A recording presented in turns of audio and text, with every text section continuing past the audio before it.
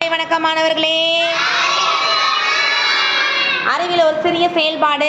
மாணவி ரியா உங்களுக்காக அந்த செயல்பாடு செய்ய போறாங்க. மேஜிக் பண்ணலாமா? செயல்பாடு பேரு ரியா, நீங்க சொல்லுங்க. இப்போ நம்ம ஒரு மேஜிக் செய்யலாமா?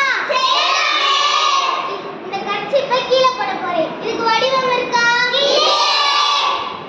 இப்போ இதே கர்ச்சீப்பை எடுத்து இந்த குச்சியில போட போறேன்.